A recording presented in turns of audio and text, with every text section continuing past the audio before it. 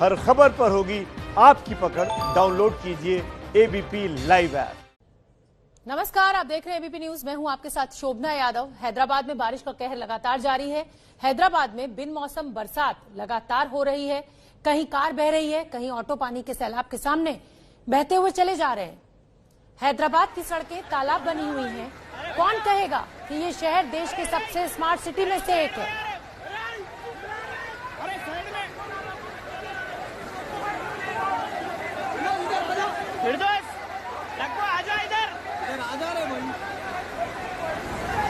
इस शहर को हाईटेक सिटी कहते हैं, लेकिन बारिश के सामने इस हाईटेक सिटी की सारी पोल खुल गई है। दरअसल बीती रात बारिश की वजह से लबालब भरी बालापुर झील टूट गई।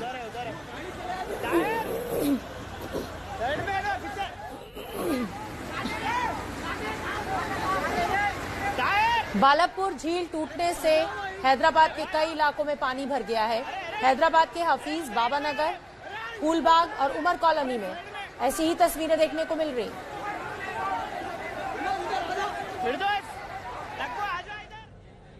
हम आपको हैदराबाद की एक एक तस्वीर दिखाएंगे, लेकिन सबसे पहले हमारी हैदराबाद की संवाददाता पिंकी राजपुरोहित की ये खास रिपोर्ट देखिए। पिंकी उस इलाके में पहुंची जहां आज सुबह तबाही का मंजर देखकर पता चलता है कि हैदराबाद में कल रात की बारिश से क्या हाल हुआ।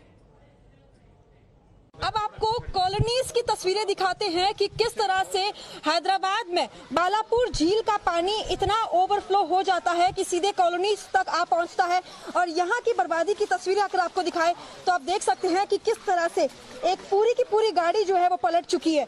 इससे आप अंदाजा लगा सकते हैं कि आखिर किस फोर्स के साथ ये पानी यहाँ इन कॉलोनीज में पहुंचा होगा। और वो देखिए तस्वीरें, वहाँ पर गाड़ी जो है वो पूरी तरह से पलट चुकी है।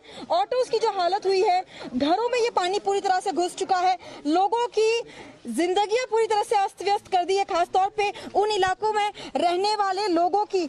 और घरों में जो सामान है वो पूरी तरह से बर्बाद हो गया है। खाने का सामान हो, लोगों को रेस्क्यू भले ही किया जा चुका है और कई जगहों पर लोग अभी भी फंसे हुए हैं अपने घरों में। एनडीआरएफ की टीम्स जो है वो तैनात है, आर्मी को तैनात किया गया है, स्टेट डिजास्टर मैनेजमेंट की टीम्स को तैनात किया गया है। लेकिन ये देखिए बर्बादी, ये देखिए किस तरह से ये पूरी तरह से इन कॉलोनीज में आ पहुंचा है। ये गाड़ी की आप कंडीशन देखिए, इसी से आप सोच सकते हैं कि कल रात को जब कितने फ्लो के साथ ये पानी जो है वो यहाँ पर पहुंचा होगा। पानी का इतना ज्यादा था कि लोग भी जो है पूरी तरह से बह सकते हैं। और ये हालात है फिलहाल हैदराबाद ओल्ड सिटी में। यहाँ के एमपी असद ओवैसी है जो कि लगातार फील्ड में मौजूद है, लोगों से मिल रहे हैं, लोगों तक मदद पूछ रहे हैं। लेकिन सवाल ये कि टीआरएस जो कि लगातार हैदराबाद में डेवलपमेंट की बात करता है, आखिर वो विकास है कहां पर?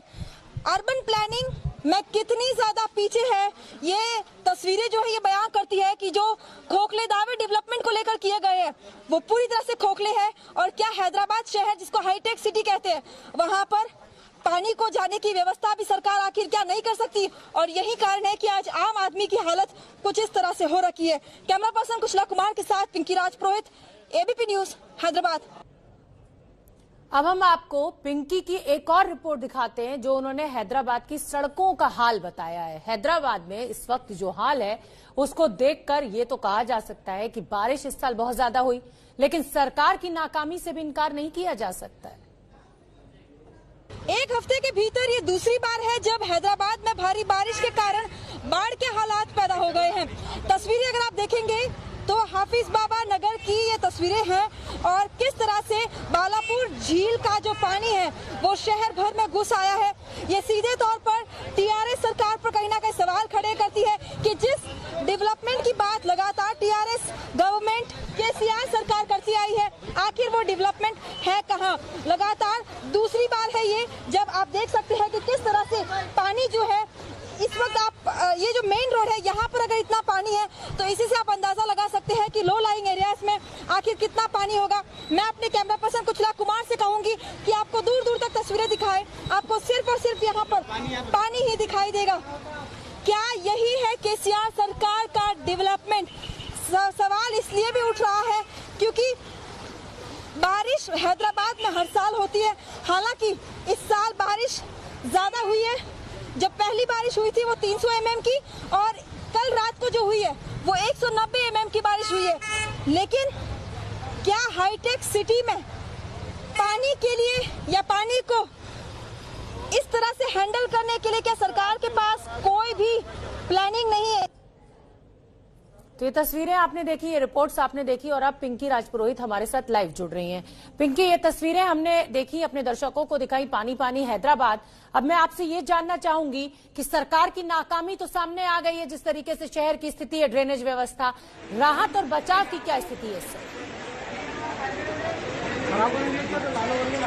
शोभना, आपको बता दें कि सबसे पहले आपको तस्वीरें दिखाते हैं कि अभी भी जो है लेक का पानी किस तरह से कॉलोनीज में घुसा हुआ है।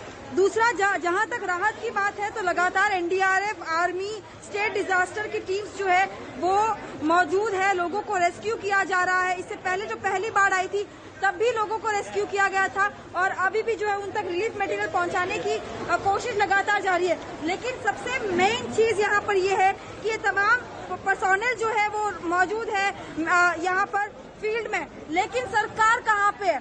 जिन नेताओं को चुना गया वो नेता आखिर है कहाँ? तस्वीरें आप देखेंगे, जगह जगह पूरी तरह से घर जो है वो सबमर्ज हो चुके हैं। दूर आपको एक कार नजर आएगी जो कि पूरी तरह से डूबी हुई है, कई ऐसी कार है जो कि उलट चुकी है। जिस रफ्तार से पानी जो है वो इन कॉलोनीज के भीतर आया, पूरी तरह से जिंदगियां जो है वो अस्त व्यस्त हो गई है।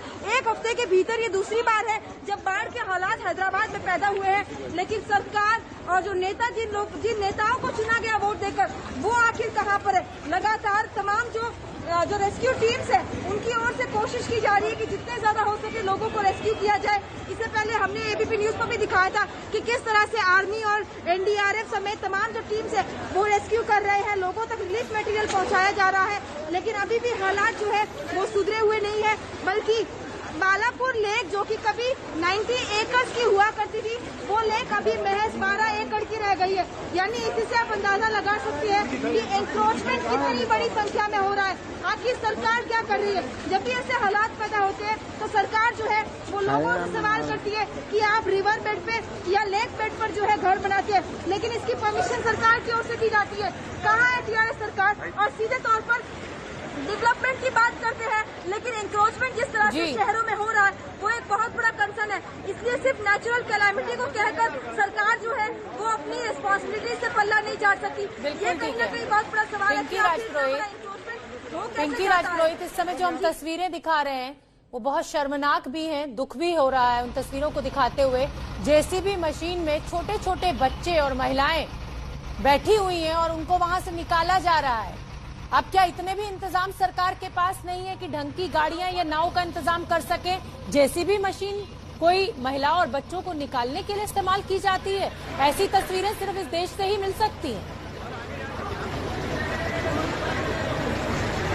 शोभना, देखिए जिस तरह से आत्मनिर्भरता की बात जो है देश भर में हो रही है, आज तेलंगाना में और खास करके हैदराबाद में जिस तरह के विजुअल्स दिखाई दे रहे हैं, जिस तरह की तस्वीरें देखने को मिल रही है, ये जरूर कह सकते हैं कि यहाँ पर आत्मनिर्भर ही होना पड़ रहा है लोगों को, क्योंकि सरकार की ओर से ना कोई नाव मिल रहा है, ना यहाँ पर कोई मदद पहुँच रही है। ऐसे में सीधे तौर पर सवाल यही कि आखिर सरकार जो है वो मदद पहुँचाने के लिए यहाँ पर क्यों नहीं पहुँच रही है? तमाम डेवलपमेंट की दावे जो है वो लगातार करती आई है। लेक में अगर पानी ओवरफ्लो होने वाला था तो आखिर लोगों को पहले से क्यों नहीं बताया गया? क्यों उनको जो है कैंप तक नहीं पहुंचाया गया?